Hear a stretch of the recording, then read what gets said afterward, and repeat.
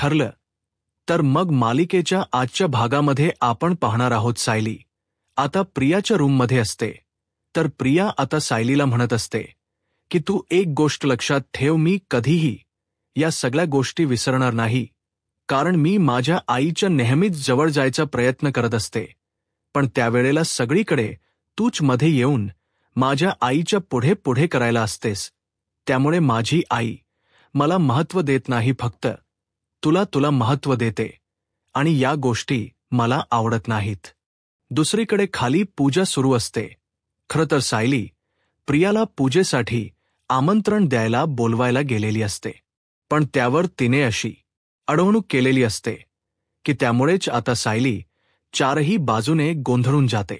सायलीला आता प्रिया म्हणत असते की तू माझ्या ज्या काही गोष्टी आहेत ना, त्या ऐकल्यास ना तरच मी खाली येईन. माझ्या आईच्या मध्ये आणि माझ्यामध्ये तू यायचं पहिल्यांदा बंद कर, तेव्हाच मी तुझं सगळं ऐकेन असं देखील आता म्हटलं जातं. मग काय सायली म्हणते की खरंच असं पॉसिबल आहे का, म्हणजे तू माझं खरंच ऐकशील का? मी सांगते ते नीट लक्षात ठेवायचं, यानंतर तू काही झालं तरी पुन्हा या घरात यायचं नाही, माझ्या आईशी संबंध ठेवायचे नाही, मग मी प्रतिमा आत्यासोबत चांगलं वागेल बघ. मग काय विचार करायचा आहे ते मी तर तुला ज्या गोष्टी जशा आहेत तशा सांगितल्या आहेत, मग तुला आता या गोष्टींचा विचार करायचा आहे की कशा त्या गोष्टी आचरणात आणायच्यात. त्यावर सायली म्हणते की ठीक आहे, जर तू प्रतिमा आत्यांसोबत चांगली वागणार असशील तर मी या घरात पुन्हा कधीही पाऊल टाकणार नाही, फक्त तू प्रतिमा आत्यांसोबत चांगलं वाग म्हणजे झालो. असं आता म्हटल्यानंतर इकडे प्रिया खुश असते. प्रिया म्हणते की मी तुला तेच तर सांगते, मी व्यवस्थित राहीन, पण तू इथे नाही आलीस तर, पण जर तू इथे सारखी येत राहिलीस ना तर प्रतिमाला त्रास दिल्याशिवाय मी शांत बसणार नाही, असं देखील ती आता म्हणू लागते. मग काय बेचाया सायलीला आता सांगावंच लागतं आणि ती म्हणते की नाही, मी इथे येणार नाही. मग त्याचं वचन मला दे की तू इथे पुन्हा पाऊल ठेवणार नाही. जेव्हा तू वचन देशील तेव्हाच मी विश्वास ठेवेन, असं देखील आता म्हटलेलं असतं. मग काय सायलीला नकळतपणे वचन हे द्यावंच लागतं. खाली पूजा सुरू असते. सगळ्यांचंच लक्ष तिथे असतं, मात्र प्रिया आणि सायली या दोघीही जणी अजूनही बेडरूममध्येच असतात. सायलीने आता प्रियाला वचन दिलेलं असतं की मी पुन्हा या घरात येणार नाही, पण तू प्रतिमा त्यांसोबत चांगलं राहायचं. मग काय सायलीने वचन दिल म्हटल्यावर इथे आता या सगळ्या गोष्टी प्रिया त्याचा फायदा घ्यायचा ठरवते. मग काय प्रिया आता सायलीच ऐकते आणि खाली पूजेसाठी जायचं ठरवते. पण ज्या वेळेला ती आता पूजेला जायचं ठरवत असते त्यावेळेला आता तिच्या मनात अनेक विचार येत असतात. म्हणजेच काय, तर ती आता म्हणत असते की आता हे घर मला कायमच सोडावं लागणार आहे, तर म्हणजे या घरात पुन्हा कधीही मला यायला भेटणार नाही. त्या घराबरोबर घालवलेल्या सगळ्या क्षणांच्या आठवणी तिच्या समोर अगदी चांगल्या ताज्या तव्या जाग्या होत असतात आणि त्यामुळे तिला आता या सगळ्याचा खूपच जास्त त्रास होत असतो. बिचारी या सगळ्यामध्ये स्वतःला त्रास करून घेत असते आणि तिला आता कळून चुकलेलं असतं की आपल्याला पुन्हा कधी या घरात यायला भेटणार नाहीये. त्यामुळे ती ते घर व्यवस्थित निहाळत असते. तर रविराजंच मात्र सायलीकडे व्यवस्थित लक्ष असतं, कारण कितीही काही झालं तरी शेवटी ते बाप आहेत आणि लेकीच्या काळजाला काय होतोय त्रास हे बरोबर एक बाप म्हणून ते ओळखू शकत असतात. आणि अगदी तसंच झालेलं असतं. त्यांनी बरोबर सायलीला ओळखलेलं असतं. प्रियाने सायलीला ब्लॅकमेल केल्यामुळे सायलीने आता या सगळ्या गोष्टीसाठी तिला होकार दिलेला असतो आणि तेव्हाच तर ती आता खाली आलेली असते. तर दुसरीकडे मात्र आता सांगितलेल्या वचनामध्ये तिला आता खूप काळजीही वाटत असते की खरंच आपण तर वचन देऊन बसलेलो आहोत, पण सगळं काही नीट होईल ना, म्हणजेच काळजी तर घेतली जाईल ना, मी प्रतिमा आत्यांना त्रास तर होणार नाही ना, असा विचार देखील तिच्या मनात सारखा घोळत असतो. आणि त्यामुळे आता ते घर सोडून जात असताना, त्या घरातून बाहेर पडत असताना सुद्धा सायलीच्या मनात कुठेतरी हुरहुर असते आणि त्यानंतर ती आता घरातून बाहेर पाऊल टाकते, पण ती खूप जास्त आता रडत असते. तिला या सगळ्याचा खूपच जास्त त्रास होत असतो. तर दुसरीकडे आता पाहायला मिळतं सायली आणि अर्जुन आता घरी आलेले असतात आणि त्याच वेळेला आता अर्जुन सायलीकडे बघत असतो. त्याला कळत असतं की सायली काहीतरी डिस्टर्ब आहे, पण तो सायलीचा मूड ठीक करण्यासाठी सायलीशी बोलण्याचा प्रयत्न करत असतो. सायलीला म्हणत असतो की बरं झालं ना की सिनियरने आपल्याला बोलवून घेतलं, मग सिनियर आणि आपले फॅमिली एकदम गेट टुगेदर झालं ना, म्हणजे असं वेगळं काही वाटलं नाही. मस्त प्रोग्राम झाला एकत्र. काय तो तुझं काय बिनसल आहे मला सांगतेस का? तनु, मी तुला काही बोलली आहे का? असं देखील आता जो अर्जुन आहे तो सायलीला बोलत असतो. सायली म्हणते की काहीच नाही, काही नाही झालेलं. पण इकडे मात्र प्रियाला या सगळ्याचा आनंद होत असतो.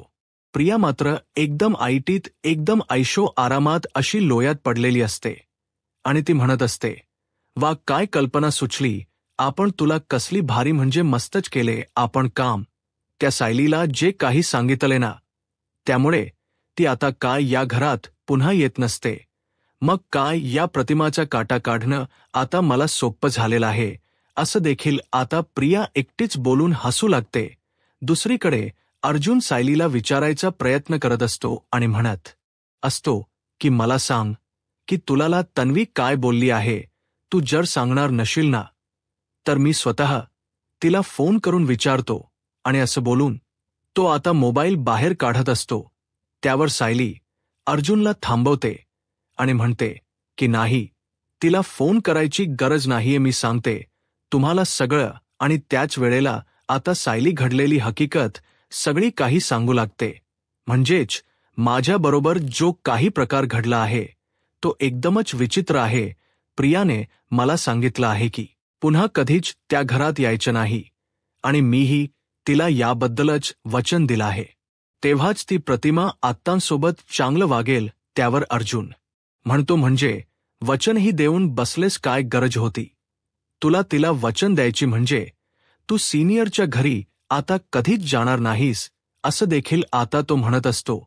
त्यावर सायली म्हणते की हो, प्रतिमासाठी मी काही करायला तयार आहे. दुसरीकडे मात्र आता श्रद्धा टेलर हे एक शॉप असतं आणि त्याच्या मागे दुकानही असतं. तिथे खरंतर भेटायला महिप्तने नागराजला बोलावलेलं असतं. नागराज आता त्याला म्हणत असतो की काय एवढ्या रात्री मला कशाला बोलावले इथे? तर खरंच ना, तुम्ही ना एक काम करा नागराज शेठ, जरा ना रात्रीचे बदाम भिजत घालत जा आणि ते सकाळी खात जा. नागराज म्हणतो की काय झालं आहे, सांगतोयस का आता? तर त्यावर म्हणतो की अरे, मी तुला सांगितलं होतं नाही का, त्या बाईने आपल्याला पत्ता दिला होता, या गल्लीत यायचं बघ. या गल्लीत आल्यानंतर हे टेलरच दुकान आहे. मग तुला कळतंय का, हे श्रद्धा टेलरच दुकान म्हणजेच या चिचुंद्रीचं घर. या चिचुंद्रीच्या घरामध्ये आपल्याला बऱ्याच काही गोष्टी सापडतील आणि तिचे आई बाबाही सापडतील, असंही आता तो म्हणू लागतो. मग काय इथे ते नागराजही खुश होतो. नागराज आता म्हणतो की खरंच ना, हे तर एकदमच भारी झालं. दुसरीकडे मात्र आता पाहायला मिळतं की इकडे अर्जुन सायलीला म्हणत असतो की सायली, हे तू खूपच विचित्र केलंस, असं करायला नको होत. सायली म्हणते की मला वाटत नाही की काय मी चुकीचं केलेलं आहे, कारण माझ्यासाठी प्रतिमा आत्यांचा जीव सगळ्यात जास्त महत्वाचा आहे.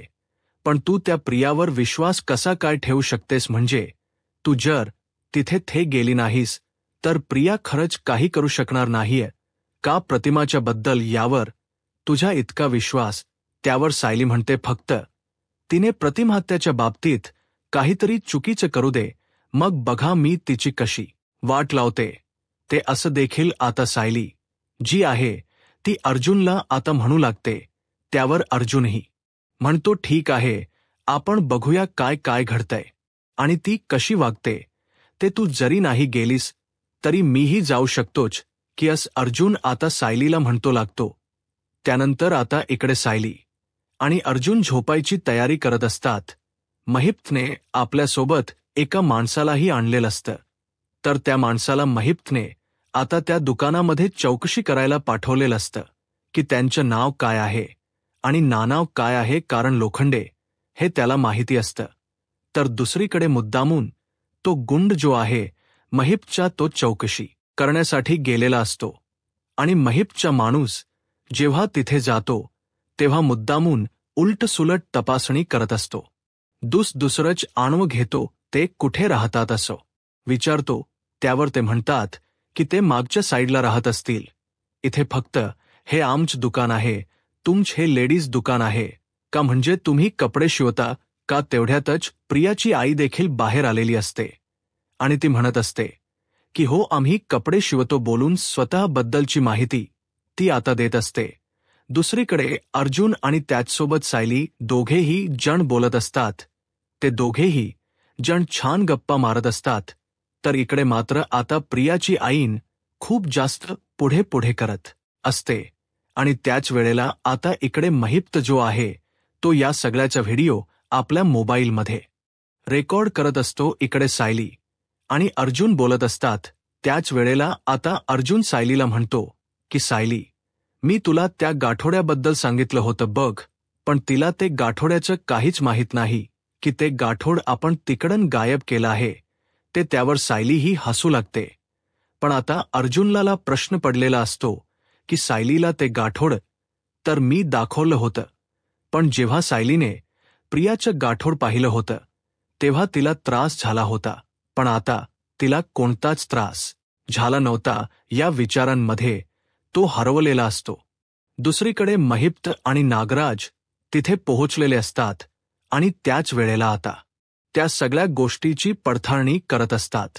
तर तो माणूस म्हणजेच प्रियाचा बाप जो आहे ना, तो सगळी इन्फॉर्मेशन देत असतो आणि म्हणत असतो की आमचं घर मागेच आहे आणि आम्ही पुढे हे असं दुकान चालवतो. महिप्त या सगळ्याचा मोबाईलमध्ये व्हिडिओ रेकॉर्ड करत असतो. तर दुसरीकडे तुमचं नाव काय आहे असं देखील विचारलं जातं. त्यावर प्रियाचे बाबा जे आहे ते सांगू लागतात की माझं नाव सदाशिव लोखंडे. तर प्रियाची आई प्रियासारखीच पुढे पुढे करणारी ती सांगते की माझं नाव मैनावती लोखंडे. मग काय प्रियाचे बाबा तर पाहतच राहतात. दुसरीकडे अर्जुन सायलीला म्हणत असतो की सायली, हे गाठोड हे गाठोड जेव्हा तू बघितलंस तेव्हा तुला वेगळं काहीच वाटलं नाही का. त्यावर सायली म्हणते की नाही. मग अर्जुन तिलाला म्हणतो, अग पण जेव्हा तू प्रियाचं गाठोड पाहिलं होतस तेव्हा तुला त्या गाठोड्यामधून त्रास झाला होता, पण आता हे तर तुझं गाठोडा आहे. मग ह्या गाठोड्यामधलं जेव्हा तू सामान पाहिलंस तेव्हा तुला त्रास नाही झाला का. त्यावर आता सायली ही म्हणते की हो ना, मलाही तोच विचार पडतोय. जेव्हा मी प्रियाच्या गाठोड्यातलं ते सामान पाहिलं तेव्हा मला भयंकर त्रास झाला, पण मी जेव्हा हे सगळं पाहिलं तेव्हा मला काहीच जाणवलं नाही. माझ्यासाठी हे सगळं नवीन असल्यासारखंच आहे असं देखील सायली आता अर्जुनला सांगू लागते. त्यावर अर्जुन आता त्या सगळ्या गोष्टीचा विचार करत असतो. दुसरीकडे आता महिप्त चाचा माणूस येऊन महिप्तला इन्फॉर्मेशन देतो आणि तुम्ही म्हणताय ना लोखंडे, ते हेच लोखंडेच घर आहे आणि तुम्हाला हवी असलेली व्यक्ती तीच आहे. मग काय आता महिप्त हा खूपच जास्त खुश होतो आणि महिप्त म्हणतो की बघितलं का नागराज शेठ झालं की नाही, आपलं काम हेच ते चिचुंद्रीच घर आणि हाच तो त्याचा आईबाप चिचुंद्रीच राहायचं घर बघा झोपड्यात आहे आणि स्वप्न काय बघते महालात राहायची. आता या चिचुंद्रीला कसं पुन्हा या झोपडीत आणून ठेवतो ना बघतच बसा असं देखील आता महिप्त नागराजला बोलत असतो. तर नागराजलाही महिप्तचा हा प्लन आवडतो कारण आता प्रियाचे खरे आई बाबा खरंतर आता समोर आलेले असतात. त्यामुळे महिपतही खूपच जास्त खुश असतो कारण आता प्रियाची दुखरींच हाती लागलेली असते. मग काय प्रियाच सत्य एकदा का समोर आलं की मग झालं. तर याच कुशीत आता हे दोघेही जण तिकडं निघतात. तर दुसरीकडे मात्र आता अर्जुन आणि सायली रात्री झोपायची तयारी करत असतानाच दोघेही जण थोडं बोलत असतात. अर्जुनला तोच प्रश्न पडलेला असतो की हे गाठोड हे गाठोड सायलीच आहे, पण तरीसुद्धा तिला या गोष्टीचा त्रास झाला नाही ते कसं असा विचारच तो करत असतो. सायलीलाही याबद्दल काहीच कळत नसतं. सायली ही म्हणत असते की मलाही तोच प्रश्न पडलाय की मला या गोष्टीने त्रास नाही झाला, पण मी प्रियाचं सामान पाहिलं ना, तेव्हा त्या गोष्टी पाहिल्यानंतर मला असं वाटलं की या सगळ्या गोष्टी आपल्याच आहेत. आणि या गोष्टी आपल्या असताना सुद्धा मला हेही जाणवलं की हे सगळं माझ्या आयुष्यात आधी घडून गेलं का, आणि ते खोटं हे सगळं बघून मला तेच जाणवलं असं देखील सायली आता अर्जुनला सांगत असते. त्यावर अर्जुन सायलीला म्हणतो की ठीक आहे, पण आपल्याला हे गाठोड तर हाती लागले ना, आपण पुढचा शोध नक्कीच घेऊया. आता झोपूया. दुसऱ्या दिवशी सकाळी सायली बाहेर रांगोळी काढण्यासाठी बसलेली असते. त्याच वेळेला आता तिला पुन्हा एकदा प्रियाच ते बोलणं आठवत. प्रियाने कशा पद्धतीने सायलीला ब्लॅकमेल केलेला आहे आणि कधीच या सिनियरच्या घरी यायचं नाही असं सांगितलं आहे. त्यामुळे आता सायली रांगोळी काढताना सुद्धा पुन्हा पुन्हा तोच विचार करत असते. तर सायली आता रांगोळी तर उत्तम काढत असते, पण त्याच वेळेला मध्येच तिच लक्ष भरकटत आणि त्यामुळे आता तिच्या मनात अनेक विचार येऊ लागतात. पण ना, तिला आता पुन्हा एकदा भूतकाळ आठवू लागतो.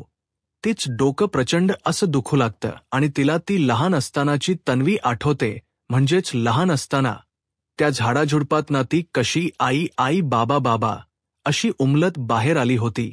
हा प्रसंग तिच्या डोळ्यासमोर येत असतो आणि त्यामुळे आता ती त्या सगळ्या गोष्टींचा विचार करत असते.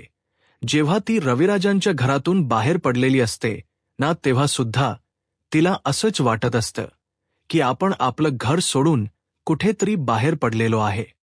सायलीचा आता रांगोळी काढताना लक्ष नसतं.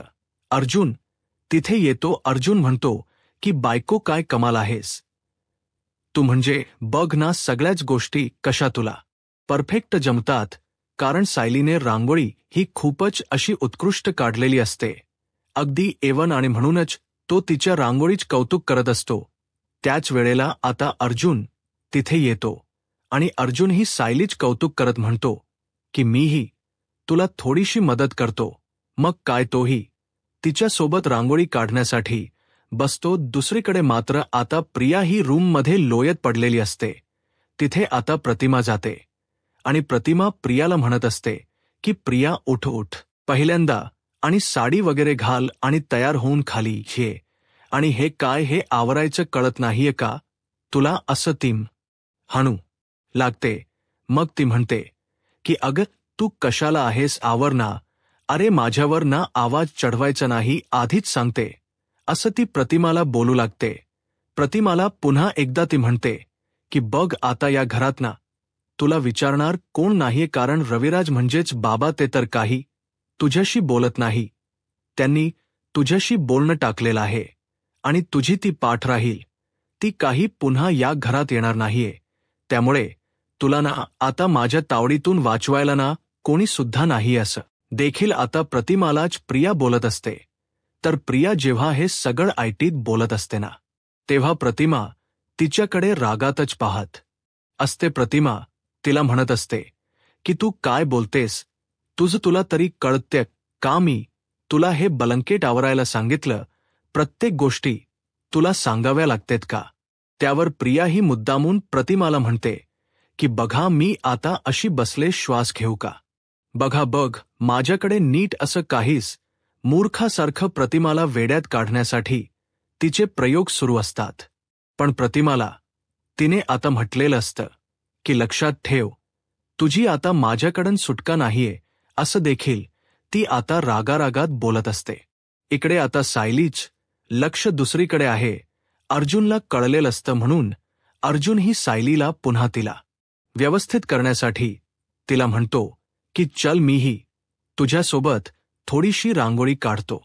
मग काय दोघेही जण रांगोळी काढण्यासाठी बसतात.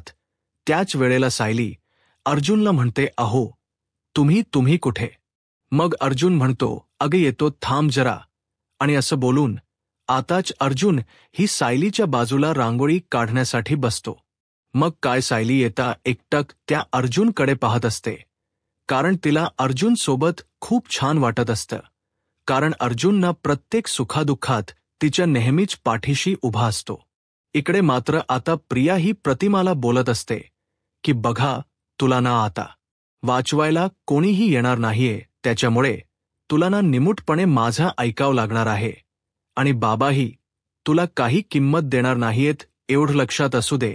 त्यामुळे माझ्याशी बोलताना ना जरा नीट लिमिटमध्ये बोलायचं असंही आता म्हटलेलं असतं. मग काय असं म्हटल्याबरोबर प्रतिमा तिला बोलत असते की हो, मला सगळ्या गोष्टी माहिती आहेत, कसं राहायचं आणि कसं नाही ते. मग काय रविराजांनी आता हे सगळं बोलणं ऐकलेलं असतं. त्यामुळे रविराजांच्या लक्षात येतं की पाठ राखीन म्हणजे ही सायली बद्दल बोलते. सायली आता या घरात येणार नाही म्हणजे नक्कीच या दोघींचेही काहीतरी बोलणं झालेलं दिसते. काल रविराजांना सायलीकडे बघून थोडं वेगळंही वाटत होतं आणि ते कारण हेच असणारे. मग आता रविराज रागारागाने तिकडं निघतात हे प्रतिमाला दिसतं. प्रतिमा आता रविराजांना थांबवायचा प्रयत्न करत असते, पण रविराज काही केल्या थांबायला तयार नसतात आणि त्यामुळेच आता रविराज जे आहेत ते रागाने निघतात, तर प्रतिमा ही त्यांच्या मागे जायला निघते. इकडे सायली आणि अर्जुन रांगोळी काढत असताना सुंदर अशा गप्पा सुद्धा मारत असतात. अर्जुन सायलीला म्हणत असतो की सायली, हे सगळं तुला कसं जमतं ग? सायली म्हणते की हो, मला या सगळ्याची पहिल्यापासूनच सवय आहे. मग काय? दोघेही जण एकत्र त्या रांगोळीत रंग काय भरत असतात आणि या सगळ्या गोष्टी एकत्र करत असतात. त्यामुळे आता सायलीलाही या सगळ्या गोष्टींचा थोड्या वेळासाठी का होईना विसर पडलेला असतो आणि त्यामुळे तीही खूपच जास्त आता आनंदाने त्याच्याकडे पाहत असते. तर पुढील भागामध्ये ना आपल्याला पाहायला मिळतं रविराजांना आता कळलेलं असतं की प्रियाने काय कांड केलेला आहे आणि त्यामुळे सायली ही कधीही घरात येणार नाहीये, तर घरात कोण नाहीये याचा फायदा प्रिया घेत असते. आणि ती आता प्रतिमाला ओरडत असते आणि म्हणत असते की तुझी पाठ राखीन आता, काही इथे येणार नाहीये, बघ आता तुला कसा सासूर वास देते. तेवढ्यातच आता प्रतिमा आणि हे सीन सुरू असताना रविराज येतात आणि रविराजांनी येताना सायलीला आणलेले असतं आणि सायलीला जेव्हा ते घरी घेऊन येतात तेव्हा मात्र म्हणतात की सायली, हे तुझं आता घर आहे आणि तुझं हेच माहेर आहे आणि तुझा बाप म्हणून मी तुला सांगतोय की या घरात तू कायम यायचं. मी सुद्धा बघतो की तुला कोण अडवत या घरात येण्या वाचून दे असं देखील आता म्हटलेलं असतं. आणि जेव्हा हे सगळं काही घडत असतं तेव्हा मात्र आता रविराज सायलीला घरी घेऊन येतात आणि तिला माहेर आहे हे असं म्हणतात. तेव्हा सायलीच्या डोळ्यातून पाणी येतं. प्रियाला मात्र या गोष्टीचा राग आलेला असतो. प्रिया म्हणत असते की एवढं सगळं झालं तरी सुद्धा ही पोरगी पुन्हा या घरात आली, पण रविराजांनी आणले म्हटल्यावर प्रिया काही बोलू शकत नसते. रविराज म्हणतात की माझी मुलगी याच घरात येत राहणार, ज्यांना नाही राहायचं ना ते निघून गेले ना तरीही चालतील, असा प्रियाला टोला त्याने लगावलेला असतो. यूट्यूब चॅनलला सबस्क्राईब करा आणि व्हिडिओ लाईक करा. धन्यवाद.